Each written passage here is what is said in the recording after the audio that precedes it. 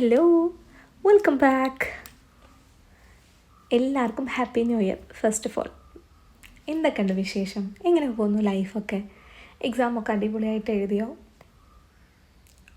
Hope you have a good day. And ഇന്ന് നമ്മൾ discuss ചെയ്യാൻ പോകുന്നത് ഒരു പുതിയ ചാപ്റ്റർ നമ്മളുടെ 8ാം ക്ലാസ്സിലെ ബയോളജിയിലെ ലാസ്റ്റ് ചാപ്റ്റർ, 6th ചാപ്റ്റർ ആയിട്ടുള്ള cells that become daughter cells, കുഞ്ഞായി മാറുന്ന കോശങ്ങൾ. ഇതാണ് നമ്മളുടെ ചാപ്റ്ററിൻ്റെ പേര്. കുഞ്ഞായി മാറുന്ന കോശങ്ങൾ, cells that become daughter cells. ഈ ഒരു പേര് കേൾക്കുമ്പോൾ നിങ്ങൾക്ക് എന്താ ഫീൽ ചെയ്യുന്നത്?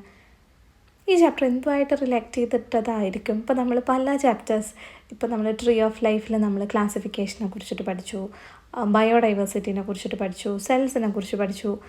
ഇനി ഇതെന്തിനെ കുറിച്ചിട്ടായിരിക്കും? യെസ്, നിങ്ങൾ ഗസ് ചെയ്ത പോലെ തന്നെ റീപ്രൊഡക്ഷൻ, പ്രത്യുൽപാദനത്തിനെ റിലേറ്റ് ചെയ്തിട്ടാണ് ഈ ചാപ്റ്റർ നിങ്ങൾ പോണത്. അപ്പോൾ എൻ്റെ മക്കൾ, കഴിഞ്ഞ ക്ലാസ്സുകളിലായിട്ട് നിങ്ങൾ പഠിച്ചിട്ടുണ്ടാവുമല്ലോ, ചെറിയ ക്ലാസ്സിൽ റീപ്രൊഡക്ഷൻ, അതിനെക്കുറിച്ചിട്ട് പോളിനേഷൻ, ഫ്ലവേഴ്സിനെ കുറിച്ചിട്ട്, ഫ്ലവറിൻ്റെ പാർട്ടിനെ കുറിച്ചിട്ടൊക്കെ പഠിച്ചിട്ടില്ലേ? അതൊക്കെ ഇങ്ങനെ മനസ്സിലൂടെ ഒന്ന് റിവൈൻഡ് ചെയ്ത് നോക്കൂ, എന്തൊക്കെ പഠിച്ചിട്ടുണ്ടെന്ന്. എന്നിട്ടാണ് നമ്മൾ ഈ ചാപ്റ്ററിലോട്ട് കയറേണ്ടത്. ഓക്കെ, അപ്പോൾ റീപ്രൊഡക്ഷൻ, പ്രത്യുൽപാദനം എന്ന് കേൾക്കുമ്പോൾ നമുക്ക് എന്തൊക്കെ മനസ്സിലാവും? അതിനെക്കുറിച്ചിട്ടൊക്കെയാണ് ഫസ്റ്റ് നമ്മളുടെ പഴയ ഓർമ്മകളൊന്ന് പുതുക്കാൻ വേണ്ടിയിട്ടാണ് ഈ ഒരു ടേബിൾ പറഞ്ഞിട്ടുള്ളത്. ഇതൊന്ന് മിസ്സ് കറക്റ്റായിട്ട് പറഞ്ഞുതരാം. ഓക്കെ, അപ്പോൾ നമുക്ക് ടേബിൾ നോക്കുന്നതിന് മുന്നേ ജസ്റ്റ് ഈ ചാപ്റ്ററിൽ നമ്മൾ എന്തൊക്കെയാണ് മെയിനായിട്ട് കവർ ചെയ്യുന്നതെന്ന് വെച്ചാൽ, ഓർഗാനിസത്തിൻ്റെ റീപ്രൊഡക്ഷൻ, പിന്നെ difference between sexual and asexual reproduction, reproductive system of plants and human, then cell division പ്രോസസ്സുകൾ, മൈറ്റോസിസും മിയോസിസും. ഓക്കെ, അപ്പോൾ നമുക്ക് ആ ടേബിളിലോട്ട് അങ്ങോട്ട് പോയാലോ? റീപ്രൊഡക്ഷൻ. അപ്പോൾ എന്തൊക്കെയാണ് റീപ്രൊഡക്ഷനെ കുറിച്ചിട്ടുള്ളതെന്ന് നമുക്ക് നോക്കാം. മോഡ് ഓഫ് റീപ്രൊഡക്ഷനും അതിൻ്റെ കുറച്ച് എക്സാമ്പിൾസും ആ ഒരു ടേബിൾ കംപ്ലീറ്റ് ചെയ്യാനല്ലോ നമ്മളോട് പറഞ്ഞിട്ടുള്ളത്. അപ്പോൾ ബ്രയോഫില്ലം, സാൻസവേരിയ, ഈ 2 പ്ലാന്റ്സ്, ഇലമുളച്ചി ചെടിയില്ലേ, പേര് തന്നെ ഉണ്ട്, മലയാളം പേരിൽ തന്നെ ഇലമുളച്ചി എന്നാണ് നമ്മളതിനെ പറയാം, ബ്രയോഫില്ലം. അതെന്താണ്? അതിൻ്റെ മോഡ് ഓഫ് റീപ്രൊഡക്ഷൻ എങ്ങനെയാണ്? Mode of reproduction means what? പുതിയ പ്ലാന്റ്സ് ഉണ്ടാവുന്നത് എങ്ങനെയാണ്? New plants grow from the buds on leaves. ലീവ്സിലെ ബഡ് എന്നാണ് എന്തുണ്ടാവുന്നത്? പുതിയ പ്ലാന്റ്സ് ഉണ്ടാവുന്നത്. എന്നാൽ new plants grow from root, വേരുകളിൽ നിന്നും പുതിയതുണ്ടാവും. Curry leaf, breadfruit, clerodendrum, ഇങ്ങനത്തെ ഒരു പ്ലാന്റ്സ് ഒക്കെ അതിൻ്റെ റൂട്ടിൽ നിന്നാണ്. കോമൺ ആയിട്ടുള്ളതാണ് നമ്മുടെ കറിവേപ്പില, നമ്മൾ കറിയിലൊക്കെ യൂസ് ചെയ്യുന്ന വേപ്പില. ആ കറി ലീഫ് എങ്ങനെയാണ് ഉണ്ടാകുന്നത്? നമുക്കറിയാം, ആ മരത്തിൻ്റെ ചുറ്റും ഇങ്ങനെ നമുക്ക് കുഞ്ഞു കുഞ്ഞു സസ്യങ്ങൾ ഉണ്ടാകുന്നത് കാണാം. കറിവേപ്പിലിൻ്റെ ചെറിയ ചെടികൾ, ഒരു വലിയ മരം ഉണ്ടെങ്കിൽ അതിൻ്റെ ചുറ്റും ഇങ്ങനെ കാണാം. കാരണം എന്താ? അത് അതിൻ്റെ വേരിൽ നിന്നാണ് പുതിയതായിട്ടുണ്ടാകുന്നത് നോർമലി. പിന്നെ നമ്മളുടെ മരച്ചീനിയൊക്കെ അല്ലേ, tapioca, rose, hibiscus, sugar cane, ഇതൊക്കെ എങ്ങനെയാണ് ഉണ്ടാവുക? New plants grow from the stem. Yes, ആ കാണ്ഡഭാഗം, നമ്മൾ അതിൻ്റെ തണ്ട് മുറിച്ച് കുഴിച്ചിട്ടാൽ പുതിയ ചെടി ഉണ്ടാവും. ഇപ്പോൾ ചെമ്പരത്തി അല്ലെങ്കിൽ റോസ്, ഇപ്പോൾ നമ്മൾ ഏതെങ്കിലും വീട്ടിലൊക്കെ പോയിട്ട് നല്ല ഒരു റോസിൻ്റെ ചെടിയൊക്കെ കണ്ടാൽ നമ്മൾ പറയും, ആ റോസിൻ്റെ ഒരു പീസ് ഒന്ന് തരുമോ, ഞങ്ങൾക്ക് കുഴിച്ചിടാനാന്നൊക്കെ പറയും. അപ്പോൾ tapioca, rose, hibiscus, sugarcane ഒക്കെ പ്ലാന്റ് ഗ്രോ ഫ്രം സ്റ്റെം.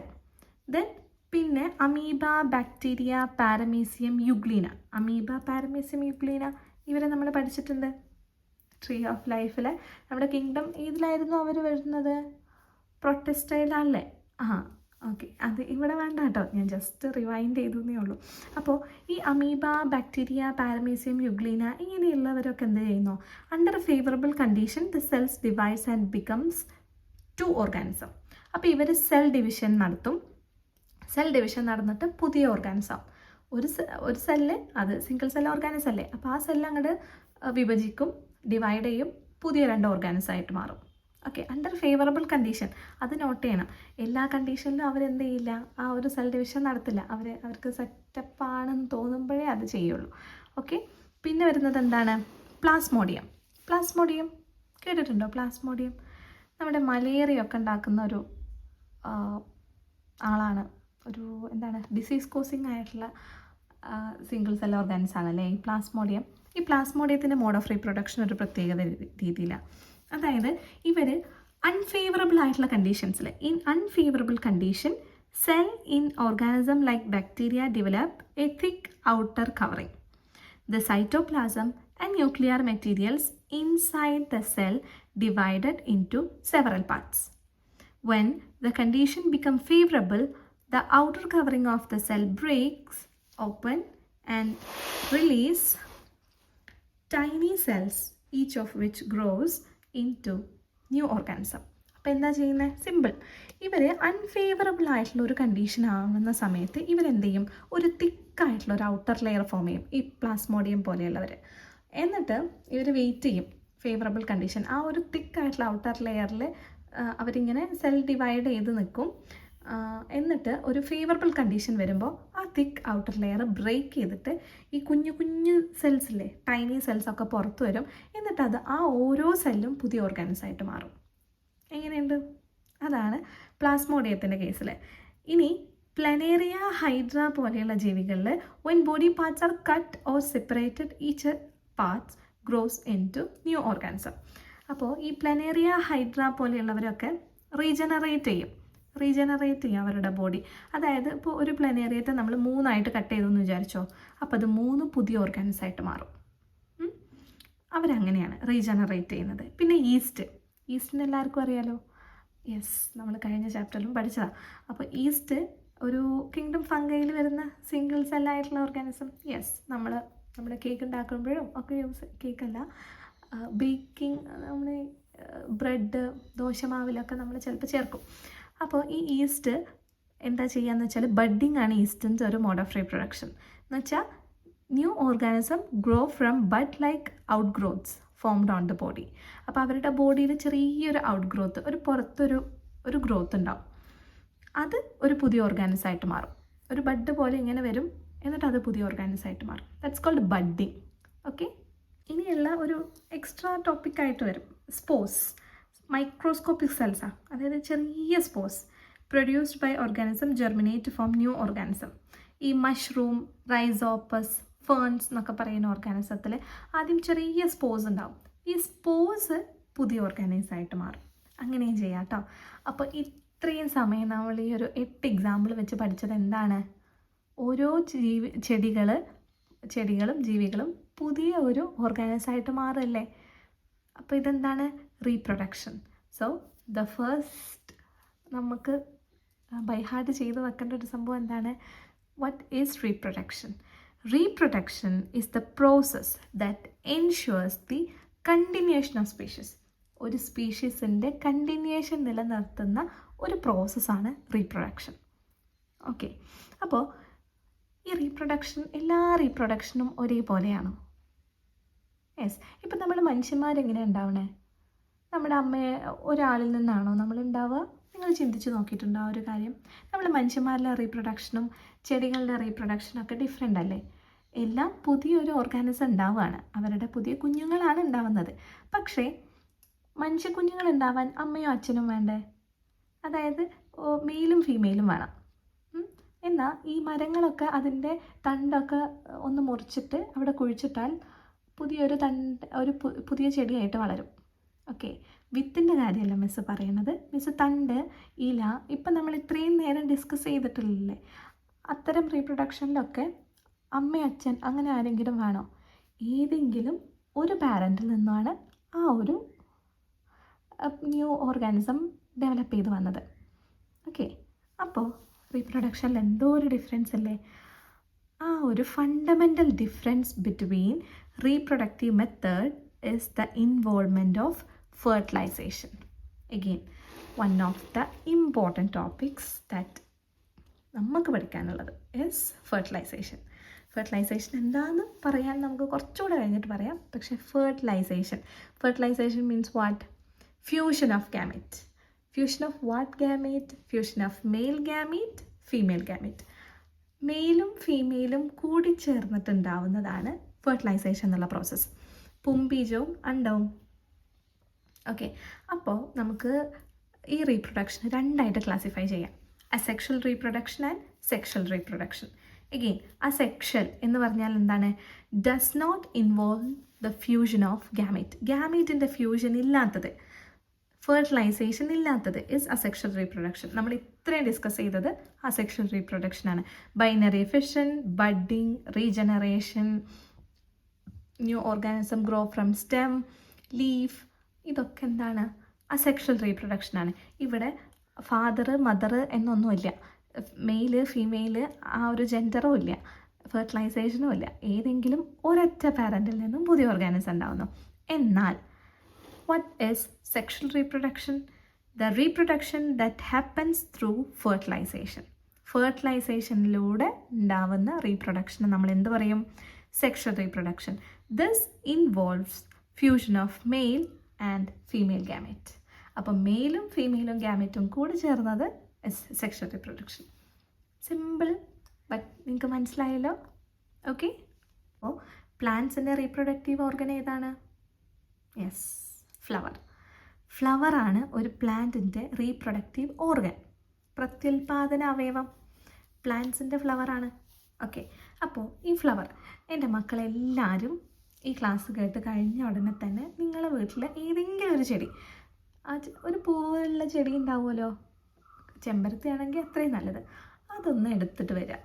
എന്നിട്ട് നമ്മൾ ഇന്ന് ഡിസ്കസ് ചെയ്യാൻ പോകുന്ന കാര്യങ്ങൾ, അതിൽ stamen, pistil, style, filament, anther, ഇത്തരം കാര്യങ്ങളൊക്കെ നിങ്ങളൊന്ന് നോട്ട് ചെയ്യണം. നമ്മൾ ബുക്കിൽ പഠിക്കുന്ന കാര്യം നമ്മൾ കണ്ണിൽ മുന്നിൽ ഒന്നും കൂടെ കാണുന്ന സമയത്ത് അത് കുറച്ചും കൂടെ നമുക്ക് പെട്ടെന്ന് ക്യാച്ച് ചെയ്യാൻ പറ്റും. അപ്പോൾ എല്ലാവരും ഫ്ലവറിനെ കുറിച്ചിട്ട് നിങ്ങൾ ചിലപ്പോൾ നോക്കിയിട്ടുണ്ടാവും, ചെറിയ ക്ലാസ്സിലൊക്കെ നിങ്ങളത് നോക്കി നോട്ട് ചെയ്ത് വെച്ചിട്ടൊക്കെ ഉണ്ടാവും. ബട്ട് സ്റ്റിൽ ഈ ക്ലാസ്, ഈ ചാപ്റ്റർ പഠിക്കുമ്പോൾ നിങ്ങളൊന്ന് പോയിട്ട് നിങ്ങളുടെ വീട്ടിലുള്ള ഏതെങ്കിലും ഒരു ചെടി നോക്കുക. അതിൽ മെയിൽ സെക്സ് ഓർഗൻസ് ഉണ്ടോ, ഫീമെയിൽ റീപ്രൊഡക്റ്റീവ് ഓർഗൻ ഉണ്ടോ, അന്നൊക്കെ ഒന്ന് ജസ്റ്റ് ഒന്ന് നോക്കുക. ചെയ്യില്ല എൻ്റെ മക്കൾ? Yes, you will do it, I know that. Okay. അപ്പോൾ സ്റ്റേമൻ മെയിൽ സെക്സ് ഓർഗനാണ്, പിസ്റ്റിൽ ഫീമെയിൽ സെക്സ് ഓർഗനാണ്. നമ്മുടെ റീപ്രൊഡക്റ്റീവ് ഓർഗനാണ് ഫ്ലവർ, അതിൽ മെയിലും ഫീമെയിലും ഉണ്ടാവും. അപ്പോൾ male stamen, pistil is female. Okay. പിന്നെ ഈ സീഡ്, വിത്ത് എങ്ങനെയാണ് ഉണ്ടാവുക? അത് നിങ്ങൾ ചിന്തിച്ചോ? വിത്ത് എവിടെയാണ് ഉണ്ടാവുക?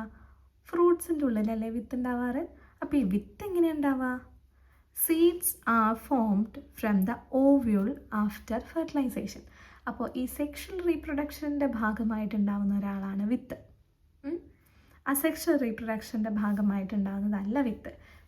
സീഡ് ഫെർട്ടിലൈസേഷൻ കഴിഞ്ഞിട്ട് ഓവ്യൂള് ആണ് സീഡായിട്ട് മാറുക. ഓക്കെ. അപ്പോൾ ഇനി നമുക്ക് ടെക്സ്റ്റ് ബുക്കിലുള്ള ഡയഗ്രാം നോക്കിയാലോ? കമാൺ. ഇതാണ് നമ്മുടെ ഫ്ലവറിൻ്റെ part. Observe the structure of flowers which are the reproductive organ of plants and complete the illustration. അപ്പോൾ ഈ ഇല്ലസ്ട്രേഷനൊക്കെ മിസ്സ് നിങ്ങൾക്ക് വേണ്ടിയിട്ട് കംപ്ലീറ്റ് ചെയ്ത് വെച്ചിട്ടുണ്ട്. അപ്പോൾ ഇത് ചെമ്പരത്തി പൂവാണ്. ഇതാ മിസ്സ് പറഞ്ഞത്, ചെമ്പരത്തി പൂവ് എടുത്ത് നോക്കിയാൽ നിങ്ങൾക്ക് കുറച്ചും കൂടെ റിലേറ്റ് ചെയ്യാൻ പറ്റുന്നു. ഓക്കെ. ഏതെങ്കിലും ഒരു പൂവ് നിങ്ങൾ എടുത്ത് നോക്കൂ. ഓക്കെ. അപ്പോൾ ഇവിടെ ചെമ്പരത്തി പൂവാണ്, അതിൽ ആ കാണുന്ന റെഡ് ഈ ഭാഗത്തിൻ്റെ പേരെന്താണ്? This is called stigma. സ്റ്റിഗ്മയുണ്ട്. ചെമ്പരത്തി പൂവ് തന്നെയാകുമ്പോൾ അത്രയും കോമൺ ആയതുകൊണ്ടാണ് കേട്ടോ നമ്മൾ അതിനെ കുറച്ചും കൂടെ നോക്കുന്നത്. അത് ആ പൂവ് പറിച്ചാൽ നമുക്ക് കയ്യിലൊരു മഞ്ഞപ്പൊടി വരില്ലേ? അതെന്താ അതിൻ്റെ? യെസ്, പോളൻ ഗ്രെയിൻ, പൂമ്പൊടിയാണ്. അപ്പോൾ ഈ പൂമ്പൊടി കാണുന്നത് ആന്തറിലാണ് കേട്ടോ. ആന്തർ, ആ മുട്ട് പോലെയുള്ള സംഭവം, ദിറ്റ്സ് കോൾഡ്, ആ മഞ്ഞ കളർ വരുന്നത് ആന്തർ. ദെൻ ആ പൂവിനെ നമ്മൾ എടുത്തിട്ട് ജസ്റ്റ് ഒന്ന് നടുക്കൂടെ മുറിച്ച് നോക്കുക. കൈ വെച്ച് മുറിച്ചാലും ബ്ലേഡ് ഉണ്ടെങ്കിൽ അത്രയും നല്ലത്.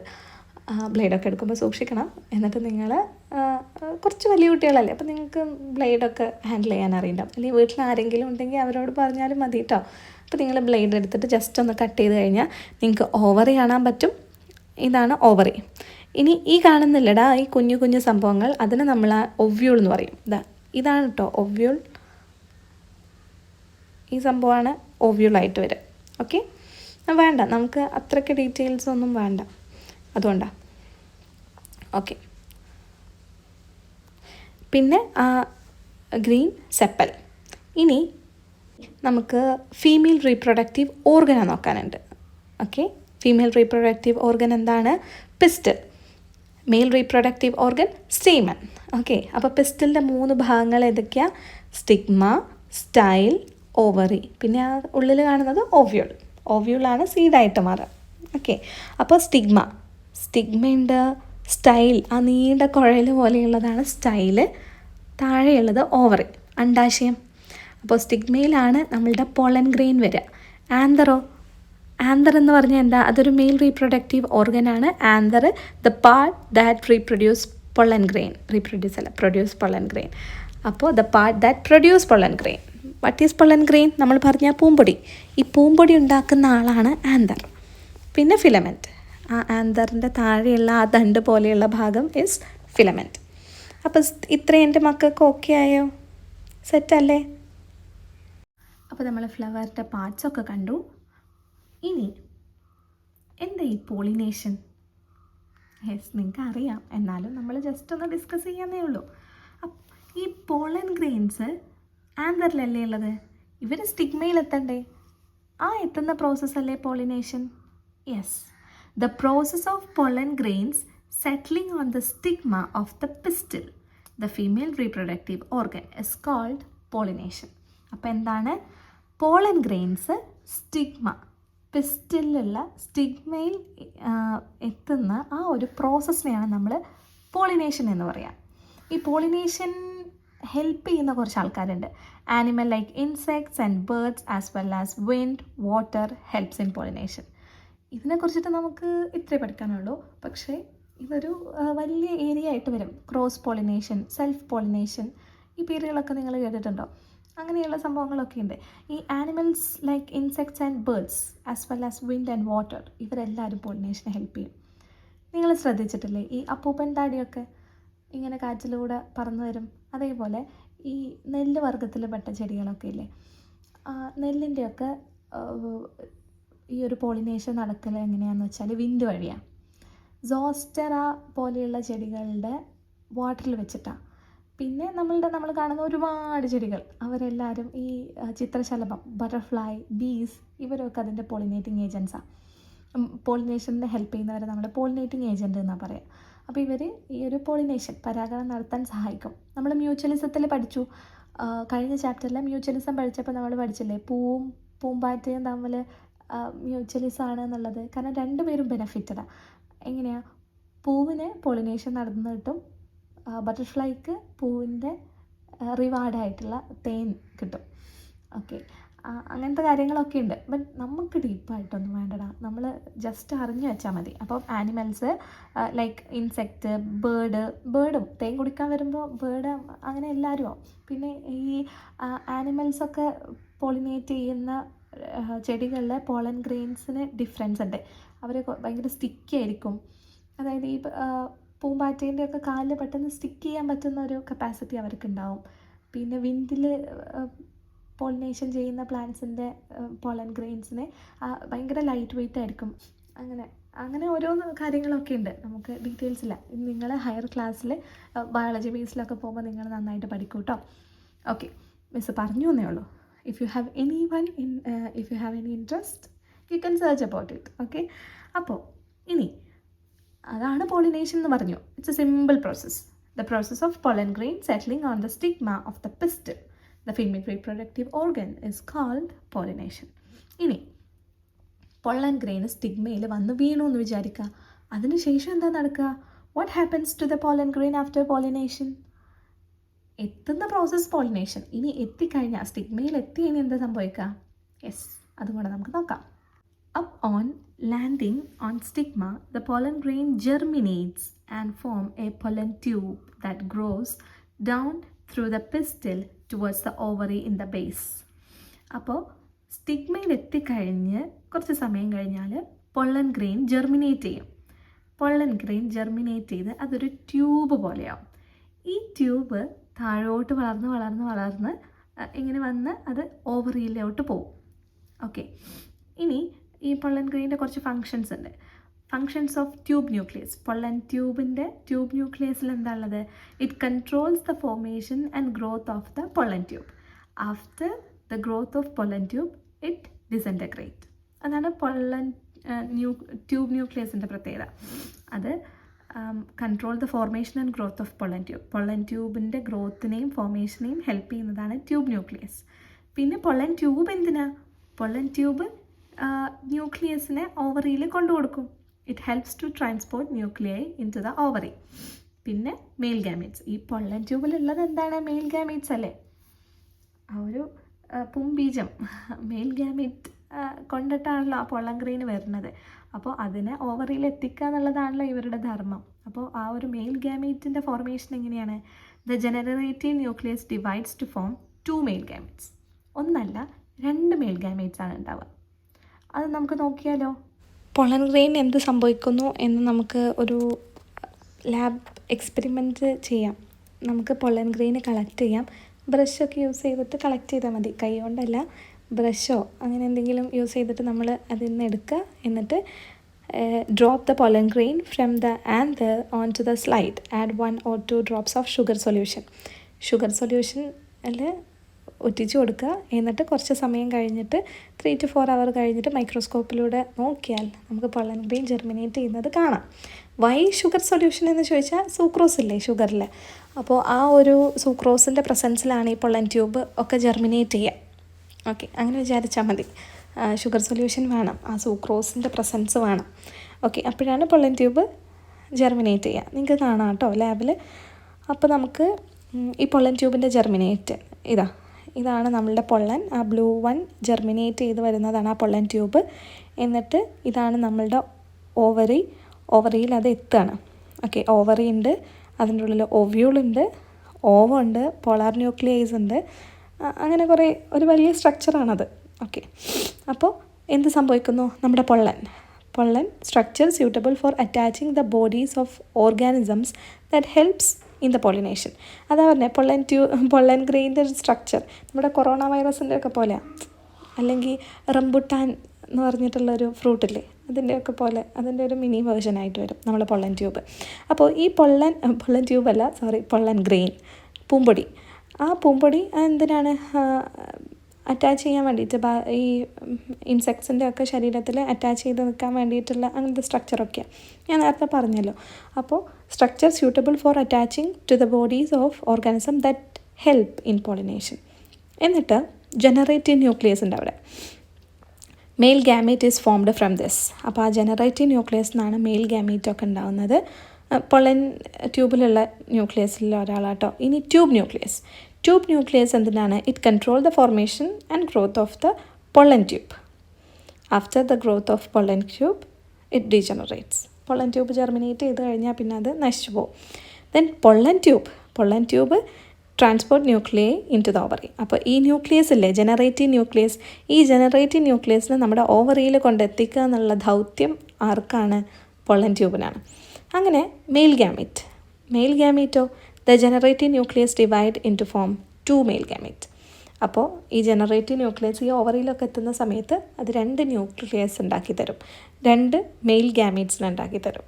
ഓക്കെ, ആ മെയിൽ ഗാമീറ്റ്സ് ആണ് പിന്നെ ഫെർട്ടിലൈസേഷനിലോട്ട് പോകുന്നത്. അപ്പോൾ ഈ സ്ട്രക്ചർ ഓക്കെ അല്ലേ? ഇതൊക്കെ പൊള്ളൻ ഗ്രെയിൻസിൻ്റെ പിക്ചറാട്ടോ. ഇലക്ട്രോൺ മൈക്രോസ്കോപ്പിലൊക്കെ നമ്മൾ നോക്കുന്ന സമയത്ത് പൊള്ളൻ ഗ്രെയിൻസ് കാണുന്നത് ഇങ്ങനെയാണ്. ഇത് നിങ്ങളുടെ ടെക്സ്റ്റിലുള്ളതല്ല, ഇത് +2 ടെക്സ്റ്റ് ബുക്കിലുള്ളതാണ്. ബട്ട് നിങ്ങൾക്ക് കാണാൻ വേണ്ടിയിട്ട് മിസ്സ് പറഞ്ഞതാണ്. ഇതൊക്കെ പൊള്ളൻ ഗ്രെയിൻസിൻ്റെ സ്ട്രക്ചറാണ്. പിന്നെ ഇങ്ങനെയാണ് പൊള്ളൻ ഗ്രെയിൻസിന്ന് ആ ഒരു ജനറേറ്റീവ് ന്യൂക്ലിയസ് ഇല്ലേ, ജനറേറ്റീവ് സെല്ലും ന്യൂക്ലിയസും ഒക്കെ ഉണ്ടാകുന്നത്. ഓക്കെ, ജസ്റ്റ് നിങ്ങൾക്ക് കാണാൻ വേണ്ടിയിട്ട്.